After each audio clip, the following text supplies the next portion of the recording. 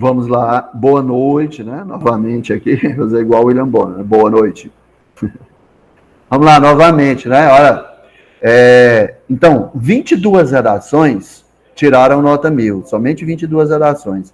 E olha só, essa redação que eu trouxe aqui, dessa aluna, Evelyn Aparecida, de 20 anos, lá de Lagoa Velha, do Rio Grande do Norte, ela é uma dessas 22. Quantas pessoas fizeram redações? Mais ou menos 3 milhões de candidatos. E essa aqui, entre essas, estão as 22.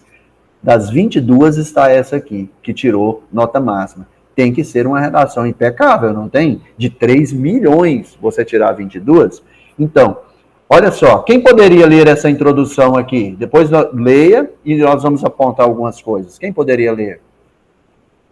Alguém aí poderia abrir o microfone e ler?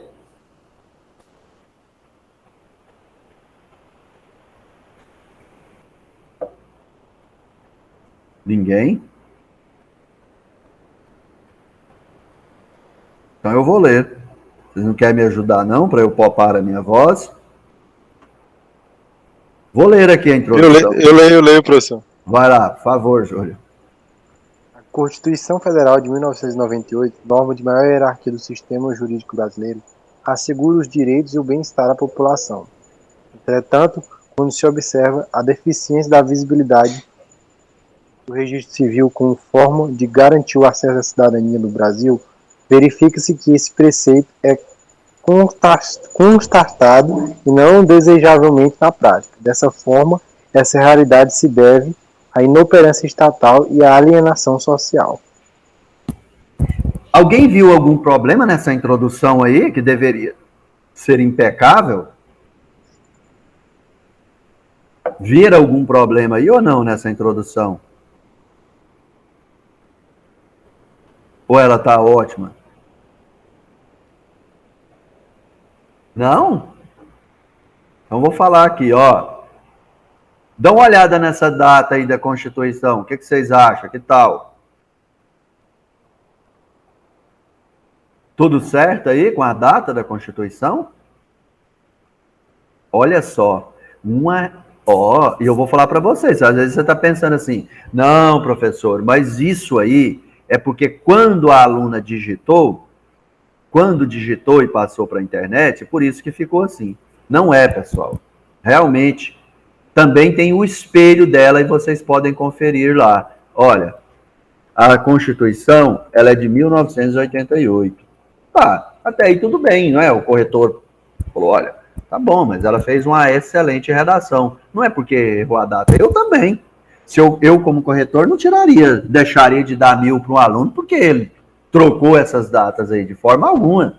Mas vamos ver, olha, ela segue um modelo pronto que eu já passei para vocês. Já falei, não é? É uma técnica você começar falando da Constituição. Agora, olha só, a Constituição Federal de 1988, norma de maior hierarquia no sistema jurídico brasileiro, assegura os direitos e o bem-estar social da população. Entretanto, quando se observa que a deficiência da visibilidade do registro civil como forma de garantir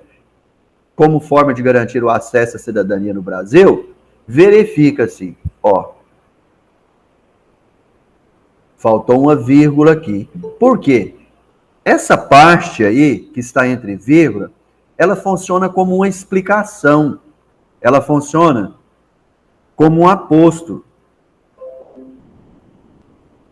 Ela funciona como uma explicação, ela funciona como um aposto. Então, mais um erro, não é? Que nós estamos percebendo aí, que é de vírgula. Olha só, agora eu vou ler, olha.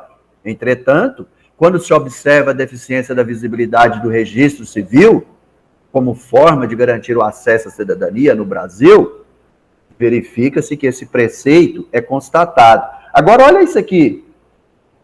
Verifica que esse preceito é constatado. Constatado como assim? Vocês não acharam estranho isso? Essa palavra aqui parece que ela não está assim aleatória, não é? Como assim constatado? Vocês sabem por quê? No modelo que ela tirou, e vocês podem olhar isso na internet, ele é assim, ó, ele quer dizer assim. Constatado Na prática, agora fez sentido, agora sim tem lógica. Ó, verifica-se que esse preceito é constatado na prática. Desculpa, eu que troquei a palavra, não era na prática. Teoria é constatado na teoria e não desejavelmente na prática. O modelo falaram isso, olha, a teoria é uma coisa, a prática é outra. Dessa forma, essa realidade se deve à inoperância estatal e à alienação social. Quantos erros apareceram aqui na introdução? 3 erros só na introdução. Por que isso aconteceu, hein? Dessa aluna ainda assim tiraram a nota máxima. Será o que foi que aconteceu aqui? Estranho, né? Vamos lá, vamos continuando aqui. Vai ter mais erros aí. Tá? Vamos lendo aqui, você vai ver que vai ter mais erros. Ó, vamos lá. Alguém poderia... Deixa eu ver se tem alguém para entrar. Tem. Olá, Maria Clara, boa noite. Alguém poderia ler aí? O segundo parágrafo, esse maior aqui, quem poderia ler? Primeiramente, vale ressaltar que a débil ação do poder público possui íntima relação com o revés. Acerca disso, Thomas Hobbes, em seu livro Leviatã, defende a obrigação do Estado em proporcionar meios que auxiliem o progresso do corpo social. As autoridades, todavia, vão de encontro com a ideia de Hobbes, uma vez que possuem um papel inerte em relação à invisibilidade de pessoas sem um registro civil. E, por consequência disso, dados de uma pesquisa estabelecida pelo IBGE em 2015, estima-se que mais de 2 milhões de pessoas não possuem a certidão de nascimento, mostrando um alto teor de cidadãos, em maioria pobres e negros, excluídos de existirem do corpo civil. Assim, parcelas dessas vítimas vivem à margem da sociedade, pois não existem políticas públicas eficazes como benefícios sociais. Desse modo, é inadiável que a assistência a esses cidadãos seja alcançada a partir de medidas governamentais. Muito bem, obrigado. Agora, olha só. Olha o que eu vou mostrar aqui para vocês. Uma questão de gramática. Bom, olha só, você tem dúvidas sobre questão de usar vírgula? Essa aula não é sobre vírgula, mas vamos tirar algumas dúvidas aqui. Olha, a oração, o que é uma oração? A oração é um enunciado completo, que tenha sentido completo, que se organiza em torno de um verbo, não é isso? Toda oração tem que ter um verbo. Então, olha só, o que nós vamos fazer aqui? Para fazer oração, para ser uma oração, eu preciso de um sujeito, eu preciso de um verbo e, às vezes, nem sempre, tem o objeto. O que é o objeto? Que às vezes as pessoas falam, eu nunca vou aprender isso. Simplesmente é o complemento verbal. É só isso que é o objeto. A gente fala objeto direto é porque ele não tem preposição antes dele. É isso que está querendo dizer. Só isso. Aí, olha só. Essa aqui é uma estrutura padrão que deve ser aplicada nas orações. Essa é uma estrutura padrão. Sujeito, verbo e objeto. Eu não coloco vírgula entre verbo e sujeito, a não ser que eu estou colocando um aposto para explicar esse sujeito. Vou dar um exemplo aqui, ó. Vai ficar bem mais fácil. Olha só para você ver. Machado de Assis é o sujeito. Vamos colocar um verbo, uma ação? Escreveu. Aí, qual o complemento do verbo? Quem escreve? Escreve algo. Escreveu Dom Casmurro. Aí, olha lá a oração completa. Eu estou escrevendo uma estrutura simples, mas independente de quantas palavras tenha numa oração, todas vão seguir isso aqui. Sujeito, verbo e objeto. Então, quando eu falo assim, eu pego a parte do verbo, isso aqui, ó, o que nós chamamos, vocês vão lembrar disso aqui, olha só para você ver. Eu pego aqui e coloco assim. eu separo em duas partes aqui. O que eu vou ter aqui, dentro da análise sintática? Eu tenho o sujeito e eu tenho essa parte aqui, a parte do verbo, que nós chamamos de predicado. O que é o predicado? O predicado é a minha informação verbal. Vou dar um exemplo. Eu pergunto para a minha informação. Eu faço uma pergunta para a minha informação. Quem escreveu Dom Casmurro? Eu acho o sujeito, Machado de Assis. Quem que é o sujeito? Aquele o qual se dá alguma informação. O que é o predicado? A informação a qual se dá sobre o sujeito. Sujeito e predicado. Eu não posso colocar uma vírgula aqui separando. Eu não falo assim, Machado de Assis, e paro. E depois eu falo, porque a vírgula é uma pausa. Escreveu. Eu não posso fazer isso. Agora vem aqui para vocês verem, olha no texto da aluna, olha só. Primeiramente, vale ressaltar que a débil ação do poder público, olha o verbo aqui. Veja só, eu vou fazer uma pergunta. O que possui íntima relação com o revés? A débil ação do poder público. Ou seja, essa vírgula ela não existe. Eu não posso colocar antes do verbo. Porque o meu sujeito é a débil ação do poder público. Eu não posso colocar. Continuando, né? Acerca disso, Thomas Hobbes, em seu livro Leviatã, agora olha de novo. Defende. Olha o verbo. Quem defende? Quem que é o sujeito? Quem defende a obrigação do Estado? Thomas Hobbes. Onde ele defende isso? Em seu livro. Em seu livro, ele é o aposto. É a explicação. Então, aqui tem que ter uma vírgula. Aí. Colocou aonde não devia e deixou de colocar aonde devia. Só aqui, nessa parte. Quantos erros nós já temos aí nessa redação?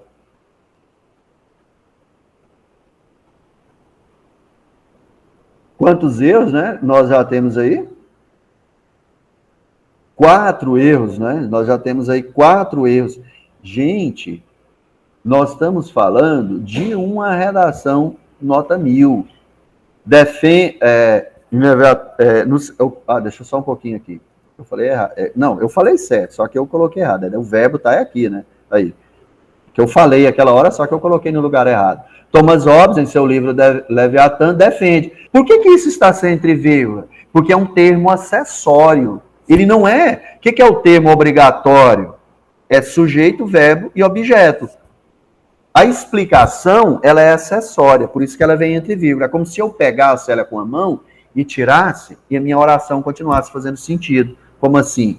Por exemplo, né? Eu posso falar, Thomas Hobbes defende a obrigação do Estado, tá vendo? Que eu tirei essa parte, não precisa, né? Eu posso colocar, mas é só um acessório. Em proporcionar meios que auxiliem o progresso do corpo social. As autoridades, todavia, vão de encontro com a ideia de Hobbes, uma vez que possui um papel inerte em relação à invisibilidade. Tem ou não tem crase nesse A? O que vocês acham em relação à invisibilidade? Tem ou não tem crase? Tem.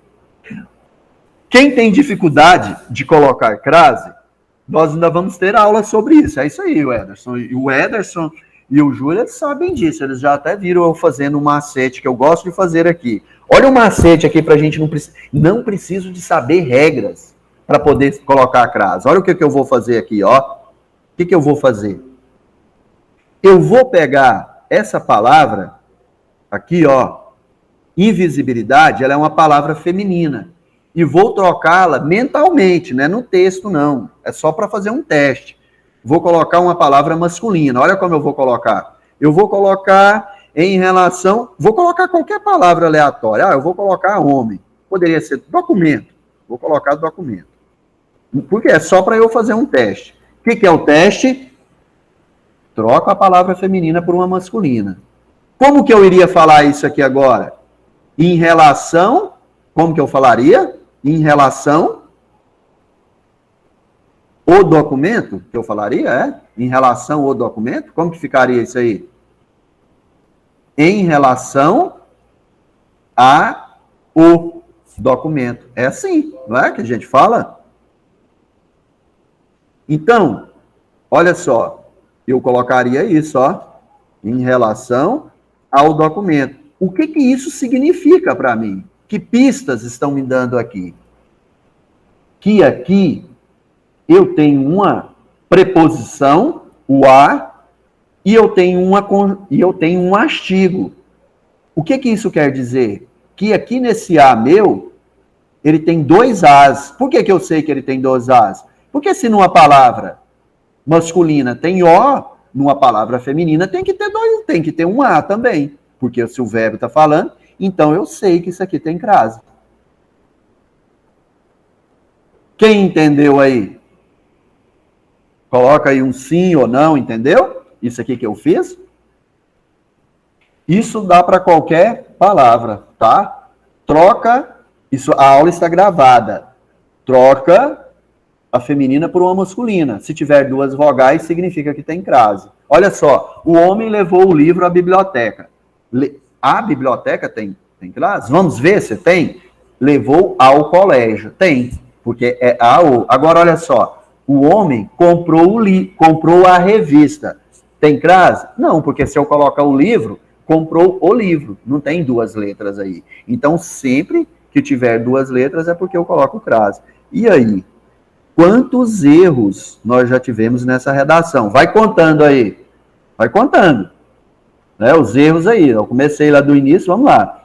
Que possui um papel inerte em visibilidade de pessoas sem o registro civil. E, por consequência disso, dados de uma pesquisa estabelecida pelo IBGE em 2015, estima-se que mais de 2 milhões de pessoas não possuem a certidão de nascimento, mostrando um alto teor de cidadãos, em maioria pobres e negros, excluídos de existir no corpo civil. Assim, parcela dessas vítimas vivem à margem da sociedade, pois não existem políticas públicas eficazes, como benefícios sociais. Desse modo, é inadiável que a assistência a esses cidadãos seja alcançada. Aqui de novo, ó.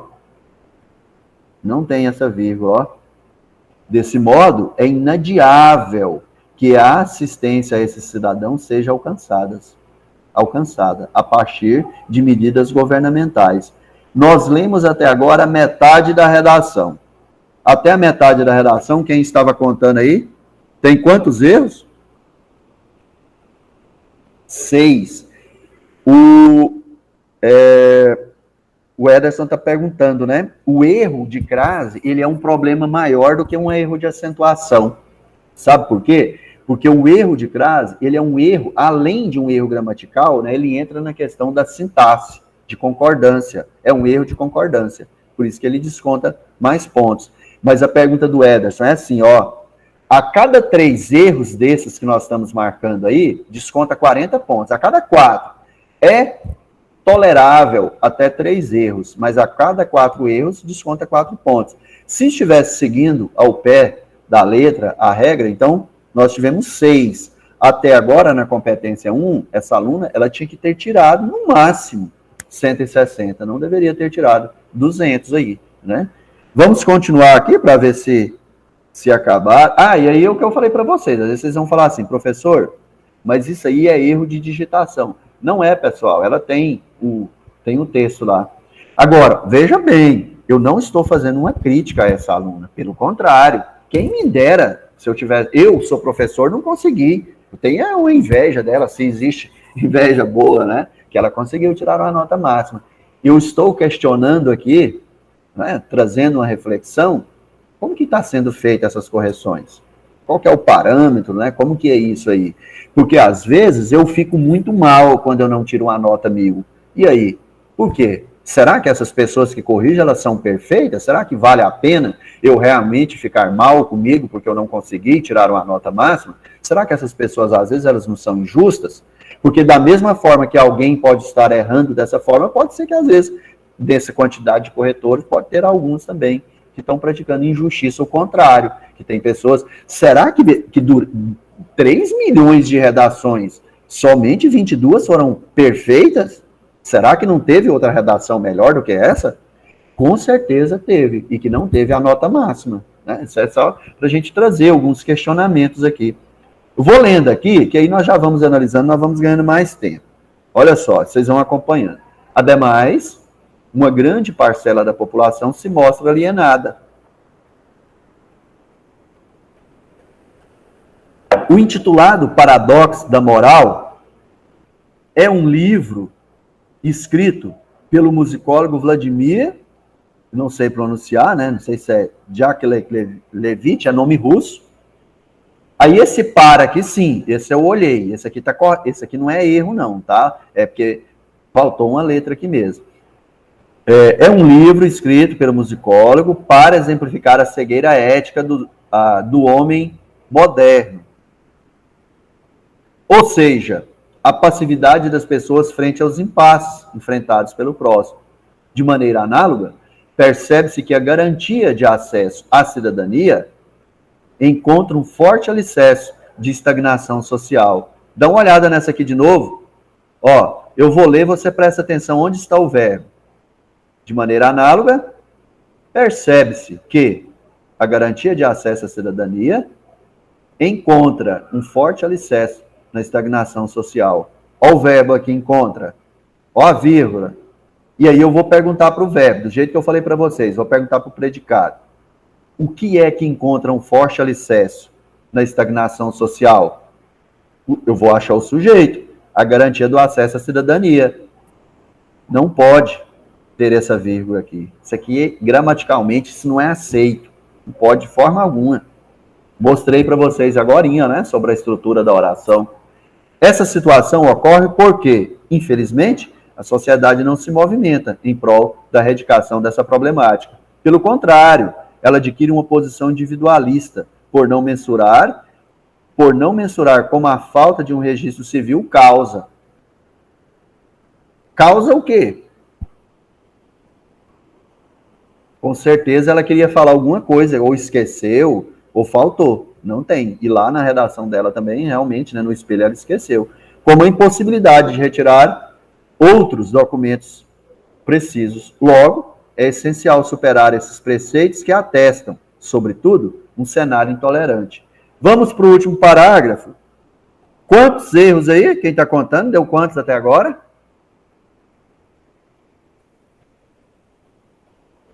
O Júlio tinha contado até 6.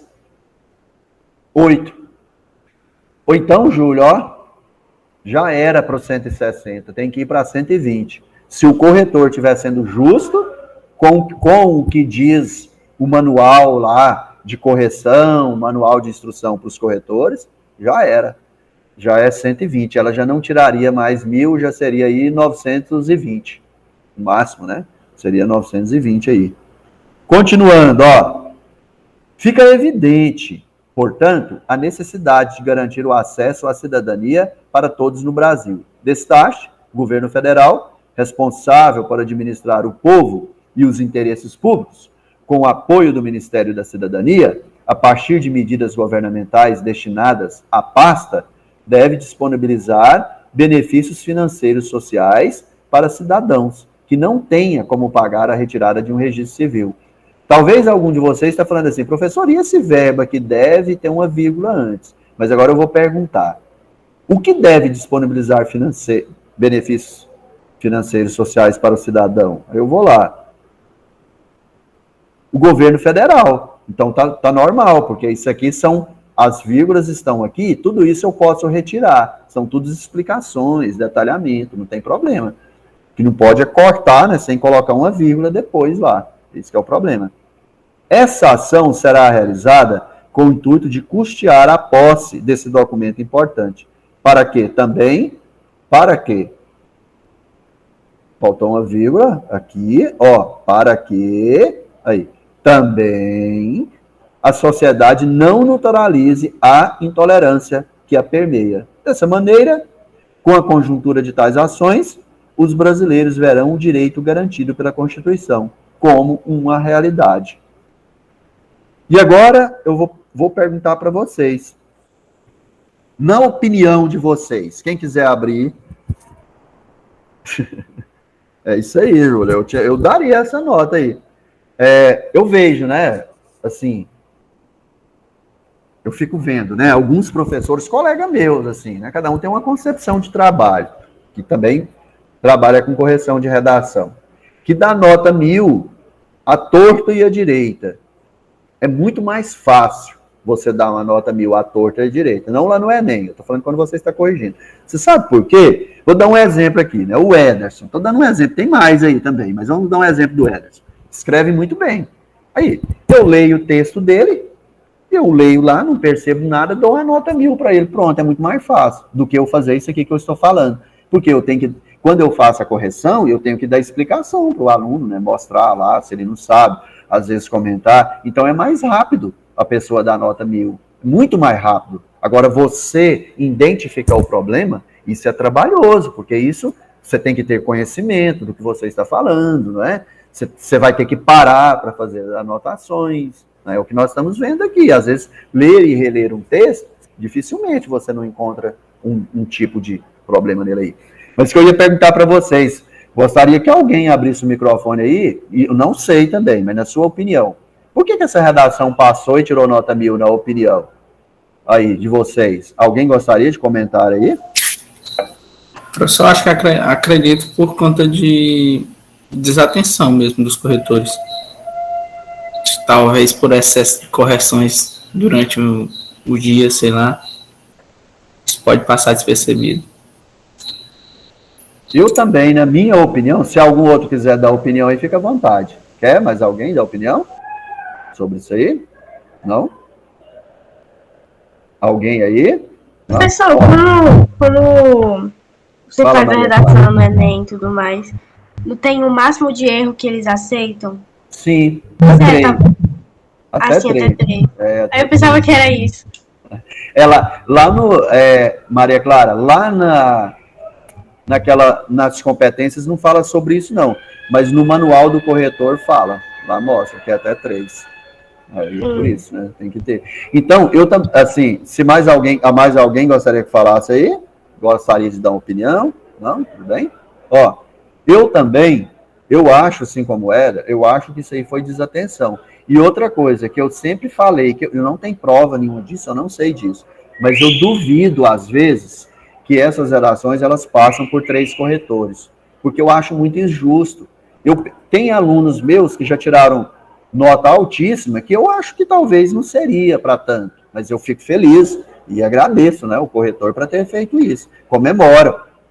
Enquanto que tem outros alunos meus que eu conheço a escrita dele, eu sei que é uma escrita praticamente impecável, e ainda assim ele não consegue tirar uma nota 1000, não consegue tirar um 980, eu acho muito injusto. Por isso que eu duvido, às vezes, que tenha 2 corretores. Aí, porque não é possível, né, passar por um, como o Ederson falou, a pessoa, e eles têm muito serviço para fazer. Eu nunca quis me inscrever, estava aberta, e ainda, não sei, aberta aí as inscrições para corretores do Enem, aí dá um curso e tal. Eu nunca quis me inscrever, porque eu acho que não compensa. Eu dando aula, eu ganho muito mais do que ficar corrigindo aquelas redações ali, porque é uma mixaria que eles pagam ali, né, por correção. Talvez seja isso. Uma vez, professor, um professor no ensino médio na escola me falou isso, que era pouco, pagava um pouco e a jornada de trabalho era muito grande, né? Então. É muito bom, Ederson, para quem não está trabalhando, para quem não tem emprego, né? Para quem ou está com pouco trabalho, está pegando poucas aulas, mas para quem tem oportunidade, tem chances aí, né? Para trabalhar no colégio, pegar e não mexer, dificilmente ele vai mexer com isso aí. Mas é para quem tem mais assim tempo mesmo, porque você tem que corrigir um grande volume para você ganhar bem. Então, às vezes é mais massacrante, né? É isso aí, eu vou mandar esse material para vocês, eu preciso, né, terminar essa aula ali, porque eu preciso lanchar, porque daqui a pouco eu vou para uma outra aula. Essa aula aqui, né, depois vocês dão uma lida no material aí, esse material aqui é mostrar para vocês como a partir de um conceito, um filme, uma teoria, você consegue fazer um argumento. Aí, olha só, a partir desse texto, eu tirei uma citação. A partir da citação, eu fiz argumentos com temas diferentes. É isso que você vai observar aí, tá vendo? E aí tá o tema para vocês aí, para quem vai fazer. Tema bom. Por que eu estou falando que é um tema bom? Porque nós quase não colocamos meio ambiente, né? E a gente tem que ir variando. Faz o teste aí para fazer uma redação aí, né? Desafios para a preservação da Amazônia brasileira. Um tema muito bom. Não caiu no Enem, né? Nunca caiu no Enem. Então, é um tema para estar ligado aí, né? Até, às vezes até mais do que os outros. Já que vem falando muito aí, educação, exclusão, desigualdades, quem sabe, né? Vem algo aí que vai mudar um pouco o foco aí dos últimos anos, das últimas décadas, e vir algo falando sobre o meio ambiente, né? Pessoal, muito obrigado, tá? Se por acaso algum de vocês aí tiver dúvida, né? Tem aí o meu WhatsApp, fica à vontade aí, tá? Para tirar qualquer tipo de dúvida. Pode falar, Maria Clara. Eu não sei se o senhor lembra, mas eu comentei com você no WhatsApp sobre a questão dos vestibulares, redação do vestibular. E aí, eu não entendi muito bem, mas a minha professora falou que, tipo, nos vestibulares é, tipo, a redação, só que em vez da conclusão, você faz uma reflexão sobre o que você escreveu, sobre o seu argumento. Ela falou correto, só que não precisa ser reflexão. Aí você pode fazer modelo Enem ou pode fazer uma reflexão. Então fica à vontade, você pode fazer um ou outro. Mas entendeu? O modelo Enem, eles aceitam? Aceitam, tranquilo, é um tipo de conclusão. É porque na UEMA teve a redação do Macunaína, né? Do livro Macunaína. E daí a gente tinha que escrever um tema lá relacionado ao livro. E embaixo ela falou que não precisa ser, tipo, um argumento, tem que ser uma coisa reflexiva, tipo, explicar o que você escreveu durante a redação. Aí, assim, eu não vi lá, mas lá estava falando que não precisava ou estava falando que não podia fazer? O que estava falando? O que era, você lembra? Ela falou que para quem quer fazer vestibular, é bom fazer dessa forma, porque daí você ganha mais pontuação em questão dessa redação. Pessoal, quando a gente faz aquele modelo Enem e você faz a retomada, aquilo ali é um tipo de reflexão, é um tipo de retomada. E aí, quando você coloca a proposta de intervenção, para os vestibulares é até mais fácil, Maria Clara, porque lá você não precisa ficar preocupando com os 5 detalhamentos. Você entendeu? É isso que não precisa. Mas você pode fazer em forma de proposta de intervenção, não tem problema não. Bom, eu não olhei lá, mas normalmente não, os vestibulares eles falam assim, não há necessidade de fazer uma proposta de intervenção, que não é preciso, caso não queira, né? Porque isso não está lá na proposta, não está nas competências deles, né? Eles não colocam. Mas a UEMA, por exemplo, ela segue o modelo Enem, só que com a diferença nos critérios de correção, ela não pede proposta de intervenção, né? Agora, a nossa, que é o FT, é exatamente como é o Enem, já é diferente, né? Então, eu posso fazer só a redação com argumento sem fazer o último parágrafo? Sem fazer o último parágrafo? É. Não, o último parágrafo você tem que fazer, mas você pode fazer uma conclusão menor, uma proposta de intervenção menor, entendeu? Não precisa ser tão detalhada quanto ela é para o Enem. Entendeu? Entendi. Isso aí. A Unitins também, tá, pessoal? Eu não falei nada da Unitins aqui, mas é porque a Unitins, ela também é dissertação argumentativa. Ela não está cobrando mais carta. A Unitins, não. A Unirg. É a Unitins ou a Unirg? Não, é a Unitins mesmo. A Unitins, ela não está cobrando mais gêneros diversificados. Ela também está focada agora só a dissertação argumentativa também. E a Unirg também. Ela mudou o último edital dela. A Unirg agora ela não fica pedindo temas variados, não. Porque antes a Unirg ela cobrava carta, a Unirg cobrava crônica, artigo de opinião. Agora está claro lá no edital. Mudou agora, desses últimos 2 processos seletivos da Unirg. Lá está de forma bem clara, que é dissertação argumentativa. Então pode fazer modelo Enem. É isso aí. Um abraço para vocês. Boa noite e até a semana que vem. Tá bom? Quem vai mandar a redação, eu aguardo o texto de vocês. Tchau, tchau.